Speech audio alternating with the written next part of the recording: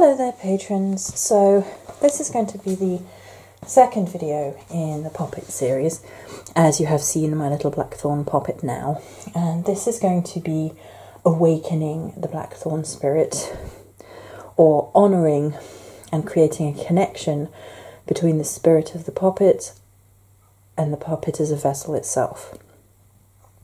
I tend to feel that there is two ways that this can work. One is when the deva of the plant or tree or Poppet in question is already kind of attached and has been created through the creation process of the Poppet. So that's actually technically kind of two, thinking about it really. So the first one is the plant blackthorn, the thorn, the tree, the bush, the shrub, however you want to give it title. Let's say the ogham, and it's been created from that blackthorn. So perhaps the plant deva has attached itself to the Poppet in question as it was created through blackthorn.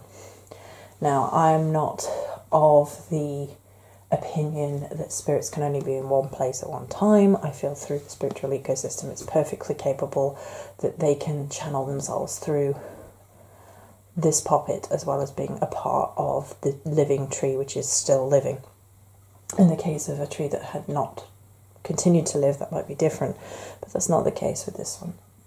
There's also the opportunity for, during the creation process of a Poppet, for a egregore or thought form of sorts to be birthed into being, to be given a spirit all of its own that you have kind of created. Now, I tend to feel that this can be the case with short-term Poppet work, more so than a long-term Poppet like this, because you'd have to create a new thought form every time you wanted to use her. And while that's not impossible, or it's not impossible to create a thought form that you then feed and reawaken at each opportunity, it seems less efficient to me. It seems like it would feel like less potent work. It's possible, of course, but that's, to me, slightly less efficient. I think that feels very Virgo to say. And the third one then is when there is a spirit that works within the realm of the Poppet and has chosen to manifest through the Poppet itself. I tend to feel this is perhaps the most likely, or this in a combination with all three maybe, because I'm saying these are three separate things, but it's not necessarily the case. It could be a combination of all three. Spirit work is one of these things where we have no definite answers and we just judge things by intuition, results, and so on and so forth. So, awakening the blackthorn Poppet. I had a slightly different variance when I first did this with a different Poppet, but I've adapted it for how I am now, and things that I would include to this day. But that does show you guys that it doesn't have to be one set way of awakening a Poppet, right? There are definitely things I would still include, which I'm going to talk you through. So the first thing is naming the Poppet. So this can happen in a number of ways. Either you have a very defined idea of what the Poppet's name is before you begin, or as you create the Poppet. You created this. Now this is a Poppet, by the way, it's not a Poppet to represent a person. It's a spirit Poppet. So it's not like naming it Dave because you want to, I don't know, hex the heck out of Dave because he's an asshole. I don't know. It's not the same thing. This is a spirit worker. In fact, she's a spirit warrior Poppet. So, and the first spirit Poppet I had, I meditated with her, and she gave me her name. And given that she's no longer with me, I can say that on camera, but I wouldn't reveal the name of the Poppet to anyone but myself when we were working with it. So the ex-Poppet, her name came through as Adrelia, and I had no idea what that meant, but that's what her name came through as. And that was through meditating and focusing and seeing what came through into the mind's eye, if you like. So in front of us we have a setup that you can use. We have a black cloth that can be doubled as a altar cloth, but it's also going to be doubled to rebirth the poppet at the very end, which I'll explain to you once we get to that point. And in front of you, you have the poppet. I have 2 crow feathers on either side and 2 crow claws that create a doorway. And then down here, I'm going to have to move the camera, you have a obsidian arrowhead pointing upwards, and I have some dried henbane here. Excuse me, guys. Over here I have my offering bowl. Within the offering bowl I have a number of different things. There's some graveyard dirt in there. Graveyard dirt or hedgerow dirt. Actually, it's a combination of hedgerow dirt and graveyard dirt. Now I say that out loud. I remember I put some hedgerow dirt in there. I also have some hemlock in there, a little bit of my own blood in there. Was that all I put in there for now? And some blackthorn. I put some blackthorn in there. Of course I did. So that's all in offering to the spirits. I think it's a very important part of honouring and being. Developing, it's kind of a reverence, but it's kind of not. It's developing a relationship with the spirit and honouring the spirit that will do work for you. There are some people who create basically spirit traps and force spirits to work with them, and I don't agree with it. I think that that is only a recipe for trouble in the end, because you force, domineer, cajole something to work with you, you're only going to get feedback of the same variety. I'd rather have an opening of respect and relationship with spirits that want to work with me, and I make sure that I am protected and do all of my offerings properly and all the rest of it. I also have some Paolo Santo. I've said in the past that I don't really care for Paolo Santo, and I kind of don't, but it does really work really effectively. It does shift and clean things out really, really well. That being said, I also have one of my smudge sprays over there, which would actually work better for me. Thinking about it, you know, I've completely forgotten my blade oil. I'm going to pause the video and go grab the blade oil. Okay, sorry about that. So, I have my cleansing spray. This one is Cleansing Aura of Avalon, which I really freaking love for a nice deep cleanse. And then I have what I keep my blade over shield in, which is a heart glass bottle, because I'm a carb like that. I make a huge batch like this, by the way, and work my way through my blade over shield Morrigan protection oil, which you can buy on the store. You can buy both of those on the store if you want. Right, so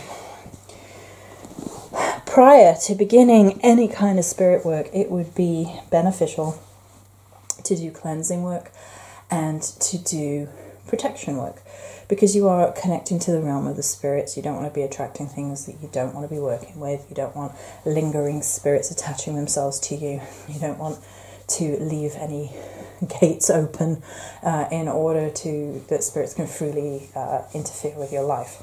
So the first thing is a good cleansing of self and the poppet. Now I'm going to cleanse myself with this. Spritz, spritz, spritz. Oh yes, so good, so good, so uplifting. Oh. I do a number of different things for cleansing. I will use a spray, I will use a sound bar or a bell. I love noise for cleansing, so a good clap is really cleansing. It's wonderful. Now actually the Paolo Santo works better for cleansing the poppet itself, because the thing with this is because it's fluid, you can get the material wet and things, and the wood wet, and it opens it up to problems if it gets wet. So smoke works better for a dry poppet like of this variety. It wouldn't matter so much if it was wax. And then you smudge her. Smudge her, smudge and cleanse the vessel.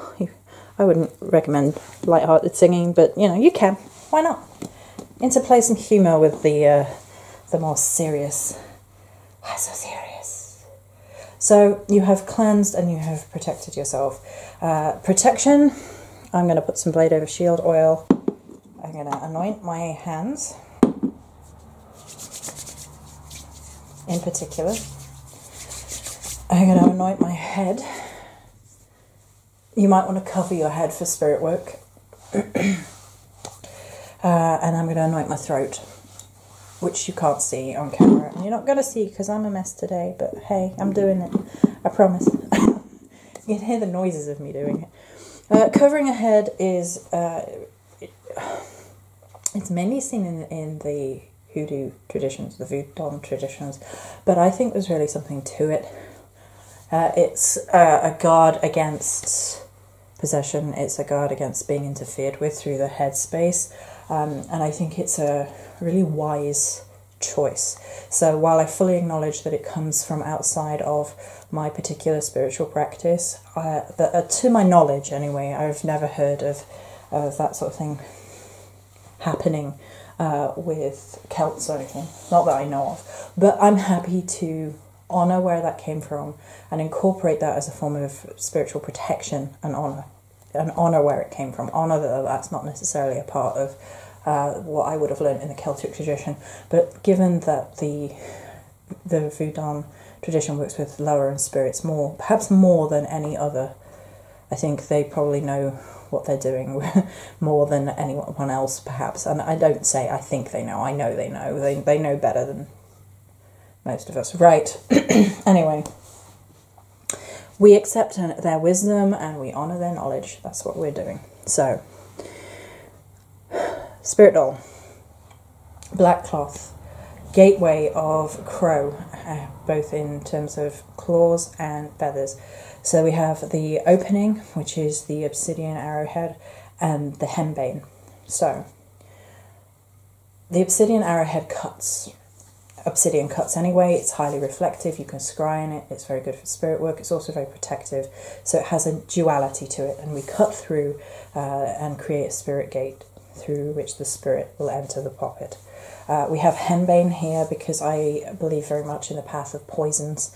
To learn the lessons of poisons is to learn to heal, and to know how one is when becomes intoxicated and is poisoned, and the gates this opens of knowledge and wisdom allows for a sense of understanding spirits in a form, because that shift in perception helps you to shift and perceive spirits, and amongst a number of great lessons, which, to be honest, I'm not going to go into huge depth. I might be doing that in the Bave for October anyway, because poisons feeds nicely into the other world and Bave work in particular.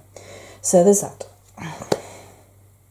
I also have some of this. Now, you can make your own, but I got some of this idol chrism from a Cavolta when I bought their devil's turnip, which the name still makes me giggle, but it basically opens up the energies to welcome in spirits to a particular vessel and create a connection between you and the vessel. So seeing as I already had some, I just thought I would just show you guys here that this is something you can use, or you can create your own. That might be the third video. I'll talk about herbs and things that we can use to create our own spirit oil. Yeah, okay, I'll do that for next year. Okay, so is that everything explained? You might also, if you're going to use blood, which I usually do with poppet work, you want a sterile medical pipette. I'm not going to be doing that on camera for a number of reasons. One, I didn't think to bring the pipettes through, and I've paused this video already, and two, I don't wish to shed my blood given that I'm not actually connecting with a spirit. Because I'm not actually doing the work has already been done, and continues to be done. Me shedding my own blood for reasons that are not magic is kind of like belittling the sacrifice of one's blood, which I think is a very serious and sacred offering, because it is the very lifeblood that runs through our veins. So, oil to anoint with and connect with, blood if we are offering blood to feed and connect to the spirit, to ourselves and to our vessel. The offering of dirt, the offering of herbs, the offering of smoke if you're giving smoke in offering, as well as cleansing. You might be feeding it incense. There's some really wonderful spirit feeding incenses. Maybe that would be the better one, the spirit feeding incense for... Yeah, that would be a better one for the next tier of Patreon. Let's do that. Thinking out loud as we go. Welcome to the world of Joey. So we have created the gateway. We have it on a black cloth. We have our offerings. We've cleansed already, and we have protected ourselves. You might wish a little more protection. If you do, there are several things you can do. You can have an amulet. You can have a spell bag on you full of protective herbs. You can have jewellery on you for protective purposes. What I've loved doing recently is having sigils on graveyard slate, which I've been creating and crafting, and then I will have them on my person. They're very highly protective, especially in spirit work, because of the graveyard kind of vibe of that naturally fallen graveyard slate. And so we're ready. Okay, so the way that I did this initially, the last time, is I placed a spirit on top of feathers, and I had the obsidian around the outsides and kind of a pentagram, which you can definitely do that. I prefer the gateway method now, just from having moved on from one to another. It's kind of the natural progression of my path, so this is how I prefer to do it now. I also included sloe berries. Sloe berries being the blackthorn berries, if you didn't know, which I could have done this time, but I didn't think of it until right now, to be honest, because I'm preferring like the poison path right now. But you can absolutely have elements of what the poppet is made of in order to give back to the poppet.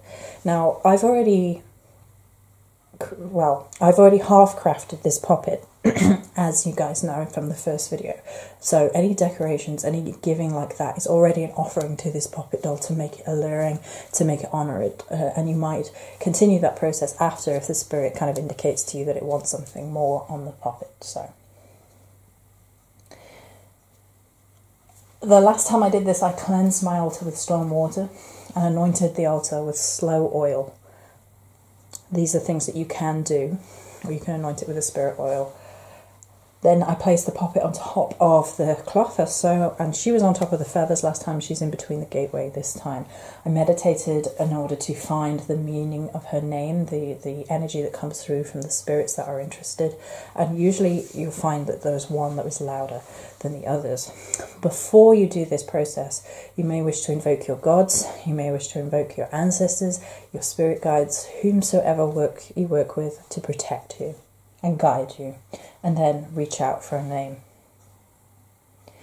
I then anointed her with 7 points of slow oil last time, and it would be this oil this time. So I'm not going to do it because we've already done it, but I would anoint my finger, my projective finger, right? And the 7 points I anointed were as thus. There was one for the head, there was one for the heart, there was a one for the midriff, there was one for the tail, there was one for the arm, there was one for the other arm, so that's 4, 5, 6, and then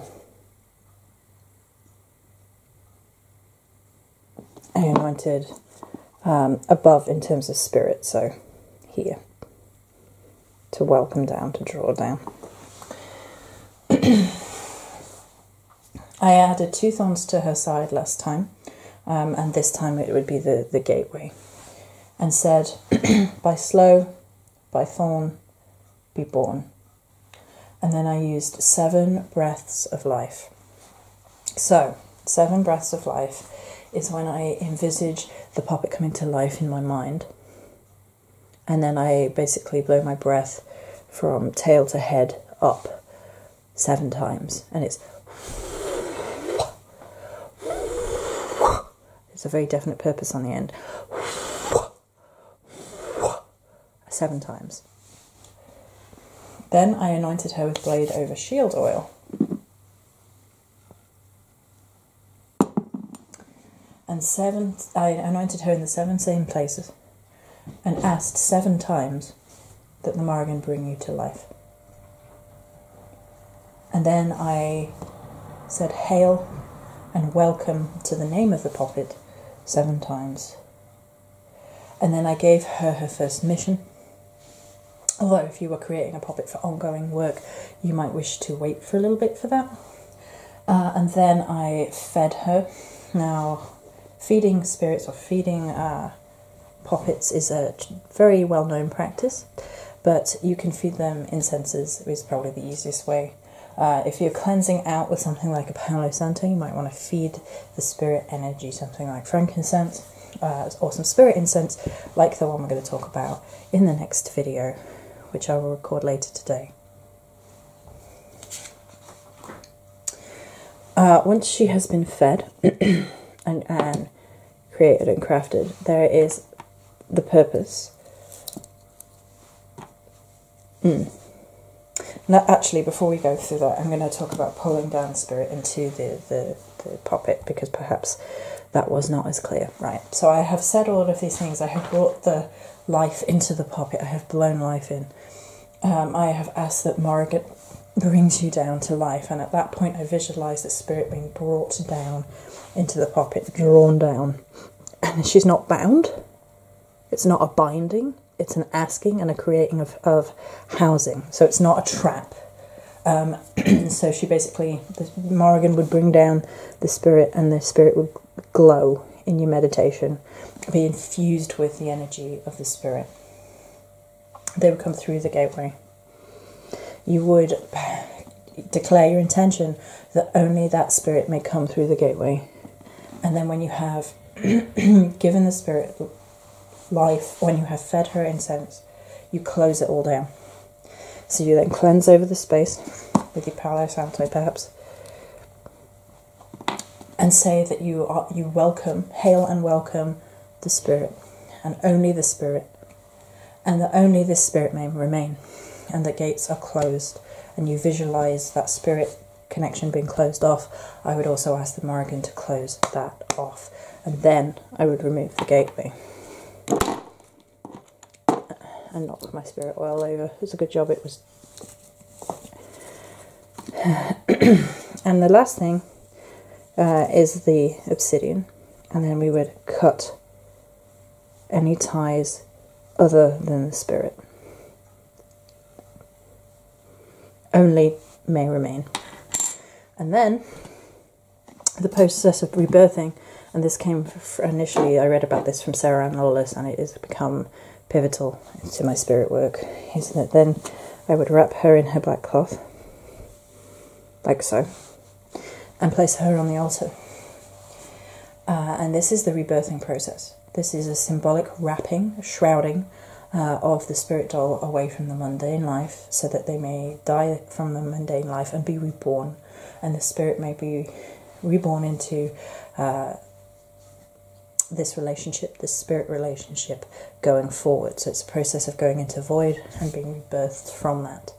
And because it's so sacred, so holy, so connected, it kind of puts off other spirits that don't want to go through that process, who don't want to honour that journey as well. So even if you've got a problem spirit that tried to get into the doll, that would put them off as well. But you do want to be making sure that you are cleansed and protected, and so you avoid that in the first case. I would probably then cleanse on around as well, just to be doubly sure. And this is how I would awaken a blackthorn spirit doll. So I hope you enjoyed this video, and many blessings.